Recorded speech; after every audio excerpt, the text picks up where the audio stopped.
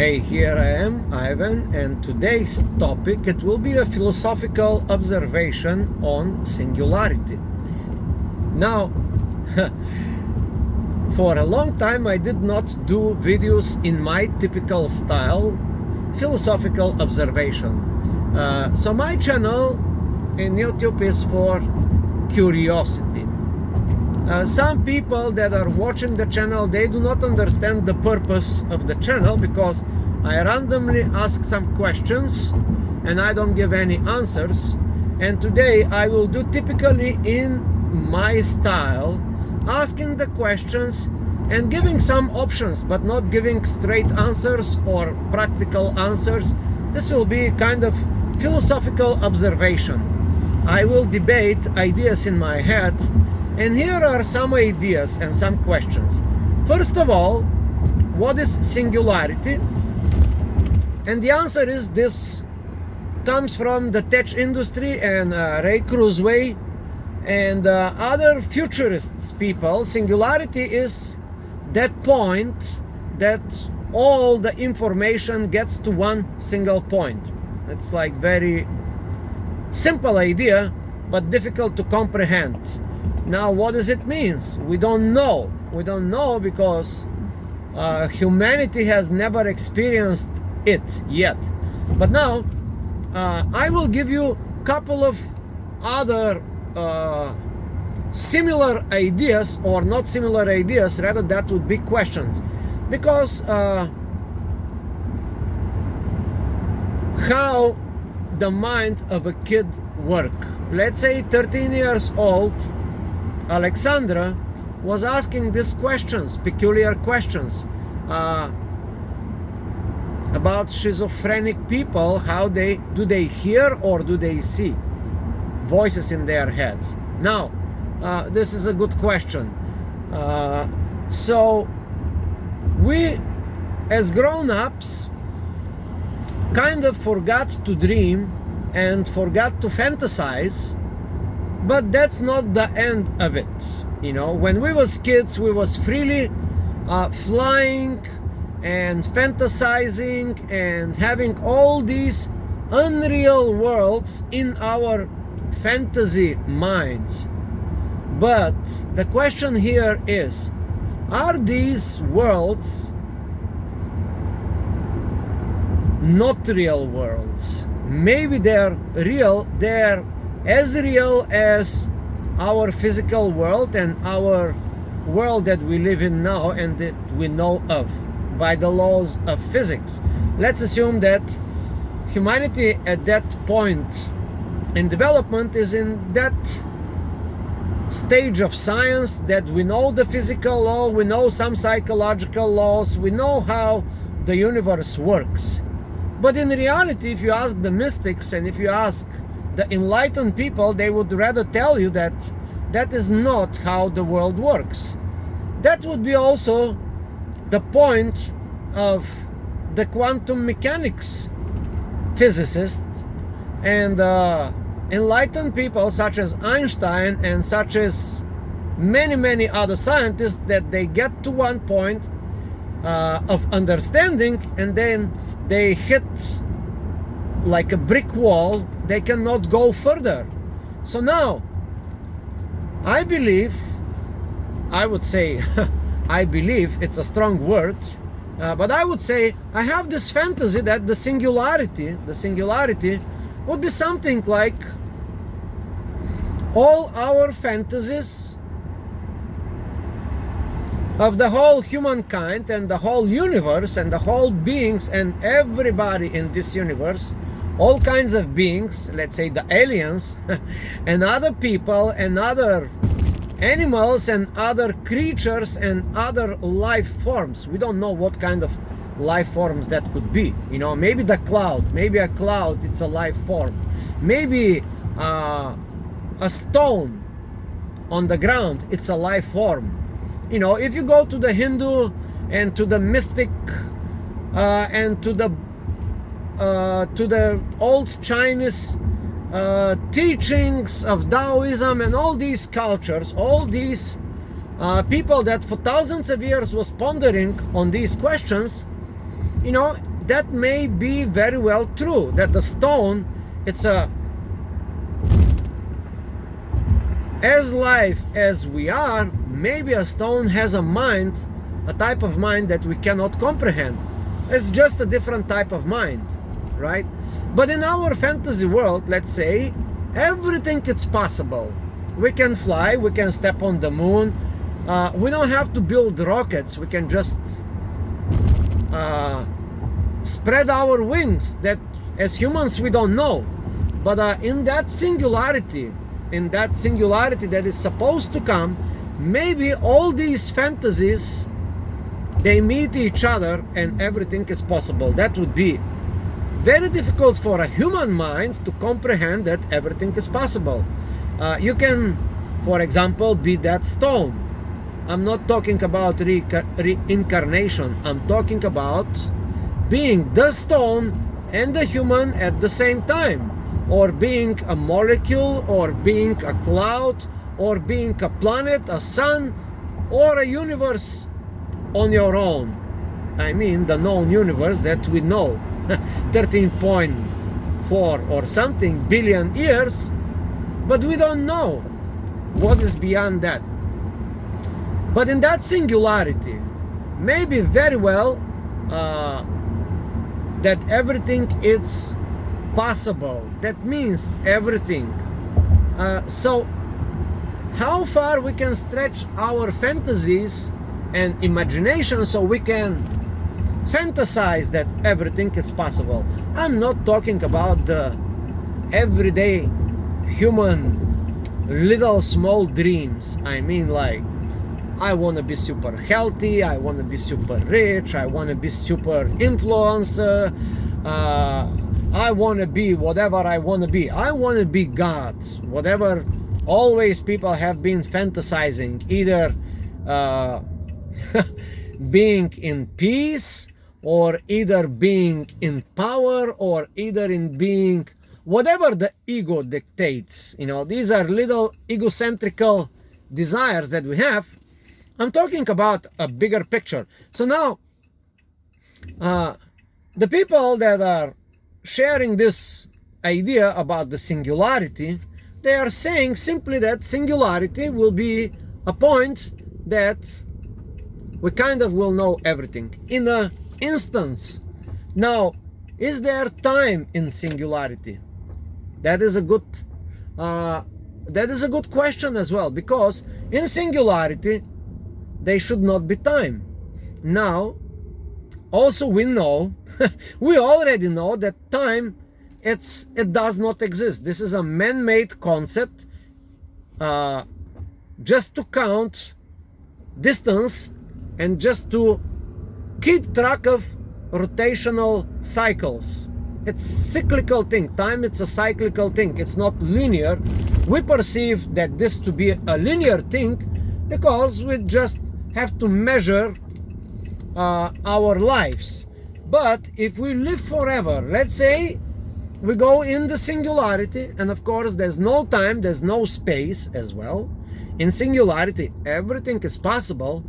So in that point comes another question. This is kind of a technical question for the people in the tech industry. Now, we know that artificial intelligence is coming. But the artificial intelligence is like a baby now. Imagine like the real artificial intelligence that we do not know what is going to happen. You know, once the artificial intelligence start awareing of itself and maybe have identity or not identity, or maybe the artificial intelligence decides to propel in the time and space. So maybe it will need resources. Some of the people that are in the fear border, they would say something like, you know, the artificial intelligence will need resources. If it needs resources, therefore,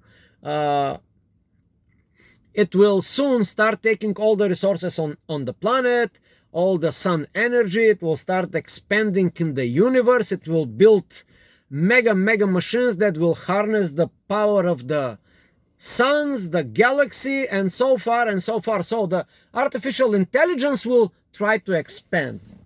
Like anything that is kind of complex, any complex mechanism known to us, to mankind, is always trying to expand. Amoeba, it's trying to expand.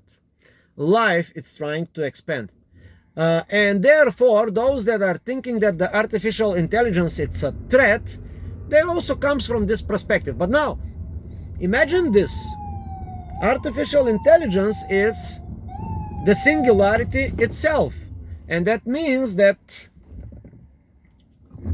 once we get to the point in no time, no space, and we know all that has to be known, which is a singularity, again, kind of we become gods, and not only just me and you, but everything at the same time.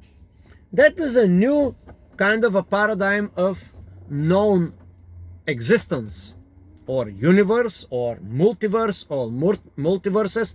So these are the questions that I'm trying to put here in this little philosophical wondering. This is not even, it is just my own perspective on the thing and things based on all the information, little bits of pieces of information that I have acquired through internet and also through my own personal experience in the real life. So now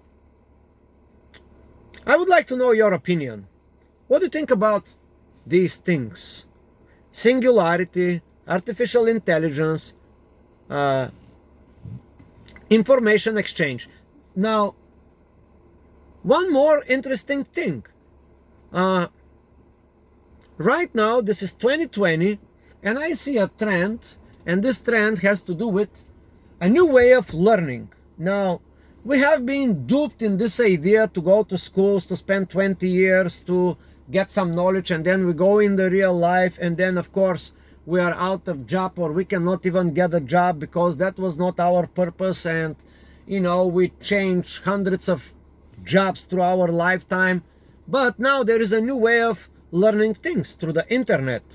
Now there's more new ways of learning coming through technological wonders. For example, downloading a software into your head. That is like very, very soon coming. I mean, like some of the companies already achieved it, Memories have been transplanted from dreams, has been extracted from mouse in lab condition, if you don't know that, So the science, it's now developing, and all these theories that we have, the theory of everything, the theory of string theory, all these theories, they are just theories, but soon they're gonna find practical applications. How about teleportation? Now, teleportation is only cool because we are constrained by our physical bodies. That's the only cool part, because we live in this three-dimensional world of dimensions, so we need the teleportation. Now, once we get to singularity, maybe the idea of the teleportation will be very stupid idea, because we will not be needing to move our physical bodies from one point to another. We will just like come, hop, think about it, and getting there. You know what I mean? But very close are now people to discover the teleportation of the physical stuff. But how about the teleportation in the singularity world? If this singularity world ever to come soon, that would be a new cool thing.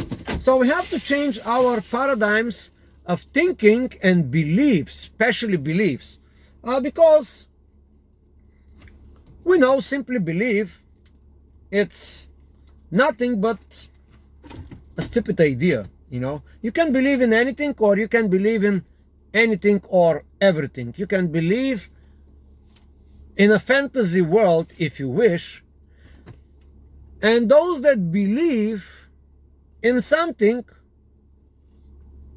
we have this kind of moral judgment on these people that believe on something or they do not believe on something. In both ends, we do have this judgment. Through our experience, we somehow manage to accept the ideas that we should judge people for their beliefs or for their misbeliefs. But beliefs, it's another just concept, idea that does not exist in the real world, even in the physical world, even in the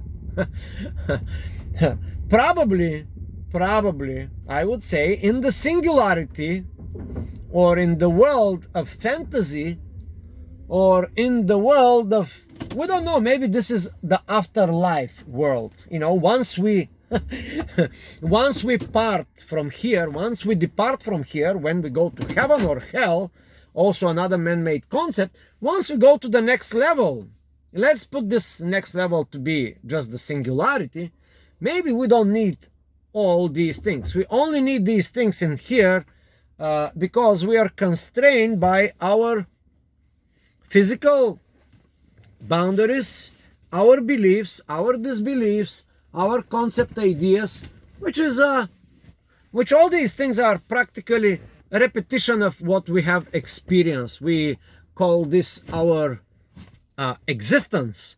And what is our existence? Like 100 years? That's like nothing in the grand scale of of what we can experience. You know, some people say,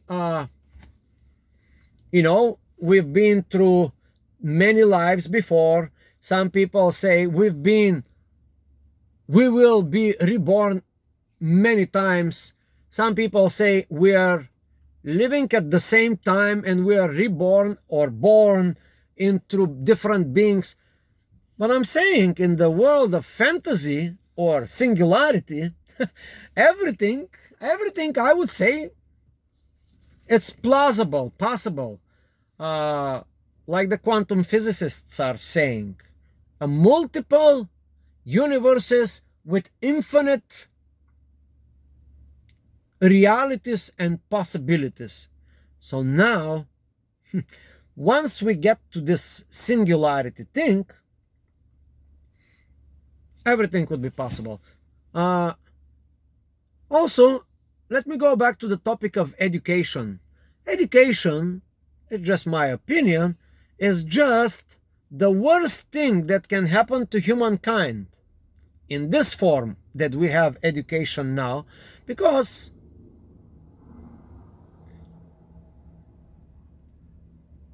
even the derivative of education, it's called educo, and you should check it in the vocabulary, in the Latin. It's not very nice derivative for what we mean, what we think it is. Anyway, so that's right about the new way of education, the internet, or all these platforms that you can just in 2 months you can get so much knowledge in 2 months. And who said you see, again, it's our belief system, and because it's messed up belief system that you have to go through the school for many years to, you know, these are old paradigms. I believe that in just 2 months you can get PhD in any topic without even ever visiting a school, Stanford or whatever. You can, if you have the desire, if you do have the curiosity, the information is all available. Now, when I say this information is all available, that means that it's available and it's for free. YouTube, Skillshare, Khan Academy, whatever. You can become expert in no time, maybe 3, 4, 5 months. You can get as much as one person can get for 15 years. I'm pretty sure about that. Pretty sure. 3 months, you can compress all the knowledge somebody that can gain for 15 years. Because he didn't really gain the knowledge in 15 years. He gained the knowledge in a couple of years and he started practicing, and most likely because he did not look further how to develop himself or herself, he got stuck in this, again, repetitive repetitive pattern. So this is the talk. It's 20 minutes long. I hope you like it, and I hope it brings some questions in your head based on the questions that I just posed. So the beautiful thing about questions and knowledge and unknowledge is this: the more questions you ask, the more questions are coming at you with faster and faster speed. So if you see any value in this video, please subscribe to the channel. This is the Curiosity Movement.